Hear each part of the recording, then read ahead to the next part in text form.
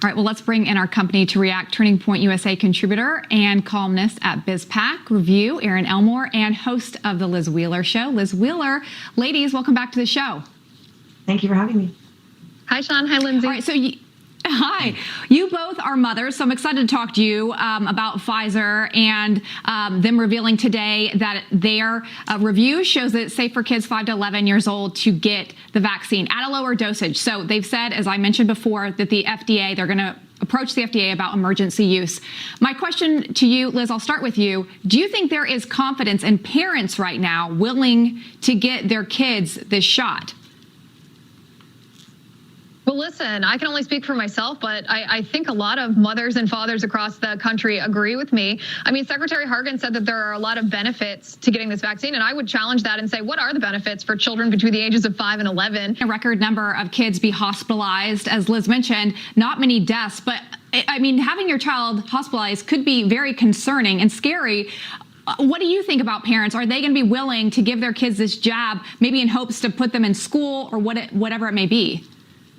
I think there's going to be a lot of government force in blue states. And I was just scrolling Liz's Instagram, or Twitter rather, and she had the VAERS data.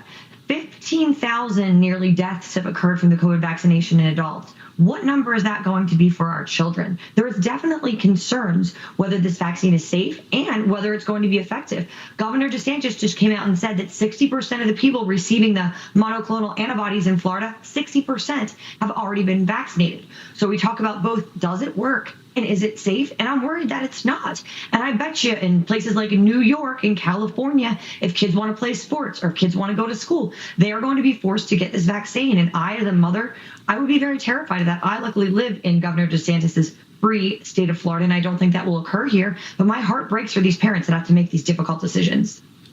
Yeah, I'm going to identify as a mother tonight for the sake of the show, just to make it to equal it out. I do want to pick up on what you were talking about, Liz, because the trial group was not big enough to draw any meaningful conclusions about the vaccine's ability to prevent hospitalization. I mean, I'm not claiming to be a scientist here, but I have read my share of these studies since the beginning of COVID, and we know that antibodies aren't the entirety of your immune response, right? We know that antibodies are part of it. You also have T-cell immunity.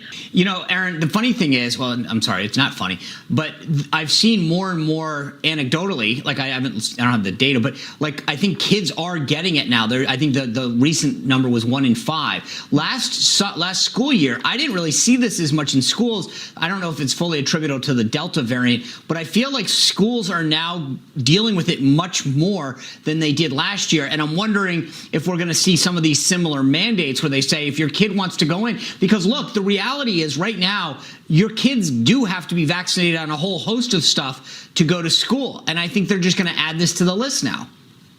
You're probably right, but I also think about the school situation. All of these schools now are testing our children like crazy. I do believe that can be the reason why the number is so much higher this year. Moreover, a lot of children weren't in person in school last year. But I do think that you're right. Yes, there are vaccines that are mandated. These things are regulated in public school settings much more than in private. Some states do have religious and medical exemptions, which you have the option to exercise. And I completely agree with Liz. I will not vaccinate my child. There's absolutely no reason to. And by the way, okay, so let me ask you this.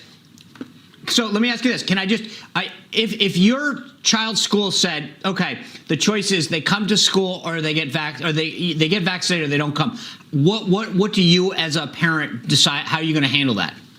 Sean, I feel so strongly that I would take it to the courts. I would go through a legal process. I would hire an attorney and I would find a way around it because I will not vaccinate my child. I feel that it would be doing a disservice to him. We don't know what the vaccine side effects are going to be. He's got a long life ahead of him. He's a young, healthy boy. It would break my heart. I'm not doing it.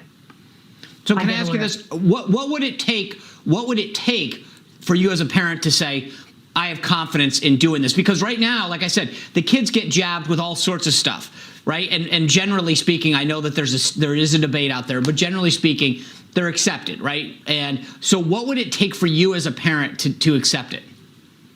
First of all, I delayed my child's vaccination and I didn't get certain things for myself when I was in labor and they put vitamin K on. I rejected a lot of those things, but there's nothing you can do. There's nothing that government can say. And I'm sorry to say this. I'm not vaccinated. I do not mind saying that. And my child will not be vaccinated. Liz, what about you?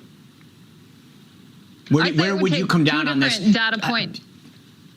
Yeah, go ahead. It would take two different pieces of data change. It would take data that proved to me that COVID-19 was much, much, much riskier for children than it is. Even if they're getting it now, they're not dying from it. Okay. Well, I think this is a debate that a lot of families are going to be having over the next few months. I appreciate your input and perspective. It's always important. Thank you both for being here. Thank you, Sean. Happy birthday again. Thank you so much. Thank you. Appreciate it. Lindsay.